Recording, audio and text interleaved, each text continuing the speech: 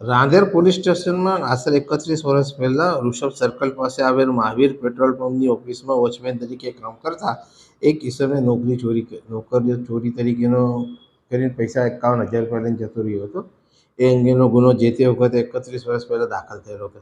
તેની તપાસ રાંદેર પોલીસ કરતી હતી અને અગાઉ પણ આ આરોપી નાસ્તો કરતો જાહેર થયેલો હોય છે તેની તપાસ પોલીસ કરતી હતી. ત્યારબાદ આ વખતે જે કેસ પેપર અગાઉના હતા એનો બારીકાઈથી પોલીસે અભ્યાસ કર્યો અને અભ્યાસ કર્યા પછી આ આરોપી મૂળ યુપીનો હોય અને હાલમાં મહાકુંભ જે ચાલે છે પ્રયાગરાજમાં એનામાં પણ એ આવવાની શક્યતા હોય, જે આધારે પોલીસે એનો જૂનું અને નવા ફોટા બે ભેગા કરી અને તપાસ કરતા આ એ જ હોવાનું અને એની બાકી બાતમી મળેલ કે આ આરોપી હાલમાં ત્યારે મહાકુંભ પ્રયાગરાજ જવાનો છે નાહવા માટે.